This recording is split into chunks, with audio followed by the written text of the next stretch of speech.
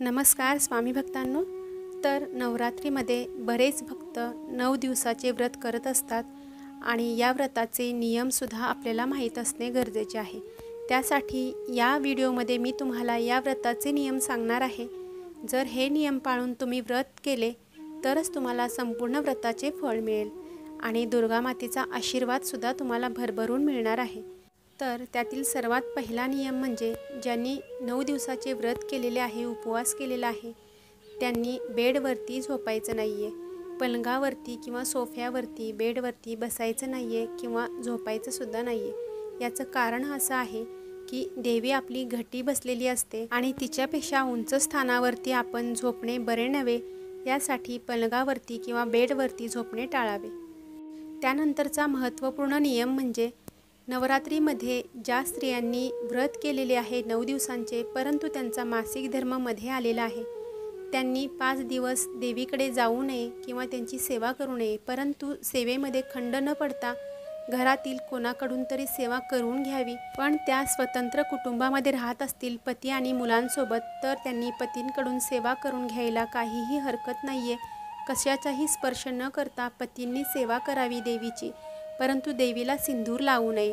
देवींना सिंदूर लावायचा अधिकार फक्त स्त्रियांना आहे। त्यामुळे पतींनी देवाला दिव्यात तेल घालणे किंवा फुलं वाहणे अशी सेवा करू शकतात, पाणी घटाला देणे या पद्धतीच्या सेवा करू शकतात, परंतु देवीला सिंदूर मात्र लावू नये, याची काळजी घ्यायला हवी।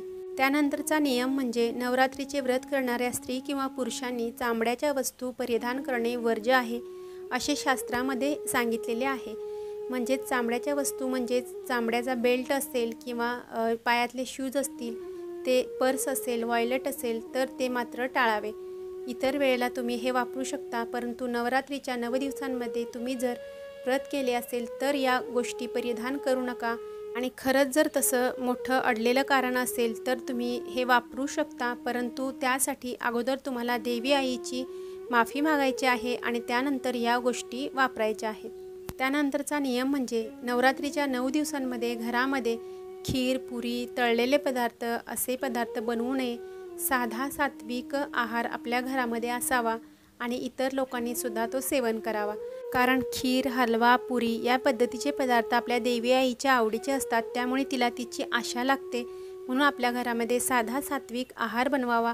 नवमीच्या दिवशी मात्र तुम्ही हा आहार बनवू शकता आणि देवी आईला त्याचा नैवेद्यसुद्धा दाखवू शकता। आणि त्यामध्ये सुद्धा एक नियम आहे, कांदा लसूण विरहित तुम्हाला हा स्वयंपाक बनवायचा आहे। सात्विक पद्धतीने जो स्वयंपाक बनवलेला आहे तो देवी आईला आपल्याला नवमीच्या दिवशी किंवा अष्टमीच्या दिवशी तुम्ही अर्पण करू शकता। त्याचप्रमाणे नवमीच्या दिवशी बऱ्याच लोकांकडे पुरणपोळीचा स्वयंपाक बनवला जातो आणि तो सुद्धा आपण देवी आईला गोडाचा नैवेद्य म्हणून अर्पण करू शकता। त्यानंतरचा अतिशय महत्त्वाचा नियम म्हणजे आपल्या घरामध्ये जर एकच रूम असेल आणि त्यामध्येच आपण देवीला जर घटी बसवलेली असेल, तर अशा वेळेला आपल्याला देवीकडे घटाकडे पाय येणार नाहीत अशा पद्धतीने झोपायचं आहे। म्हणजेच आपले पाय देवाकडे जाणार नाहीत, घटाकडे जाणार नाहीत, त्याच पद्धतीने आपल्या घरातील इतर सदस्यांचे पायसुद्धा घटाकडे जाणार नाहीत, याची काळजी मात्र आपल्याला घ्यावे।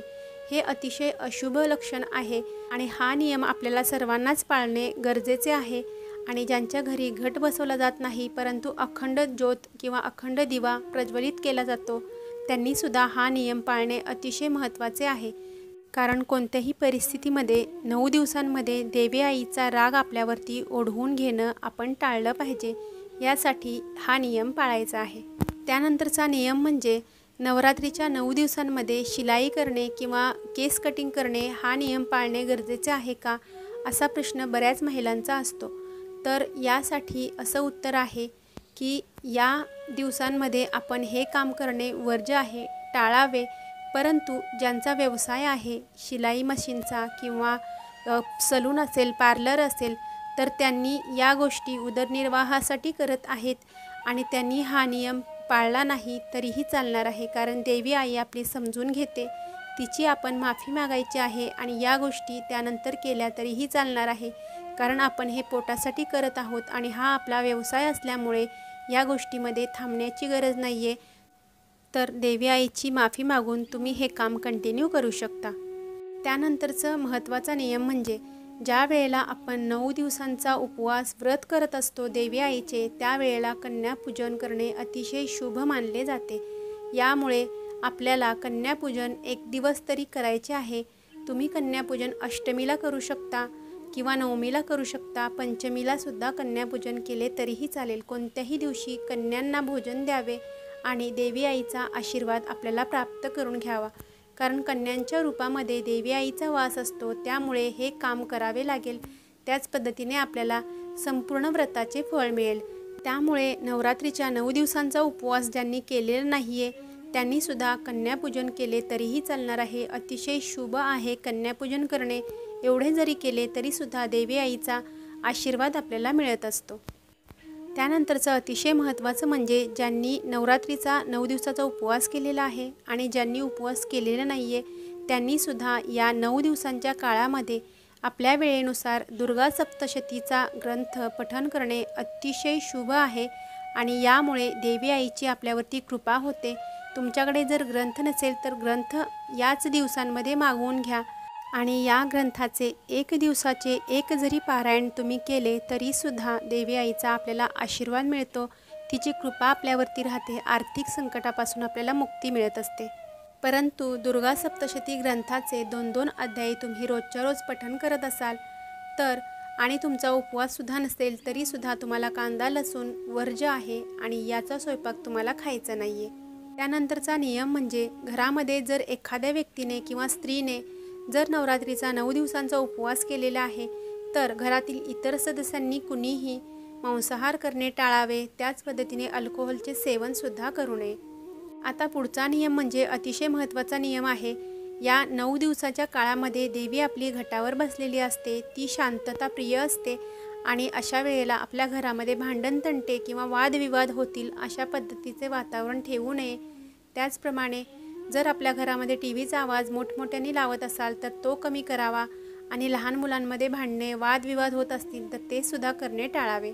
आणि नवरात्रीमध्ये आपल्या घरातील वातावरण अतिशय प्रसन्न आणि हसरं जर आपण ठेवलं तर मात्र देवी आईचा आशीर्वाद आपल्याला मिळत असतो, तिची कृपा आपल्यावरती होते आणि आपल्या सर्व मनोकामना ती पूर्ण करत असते।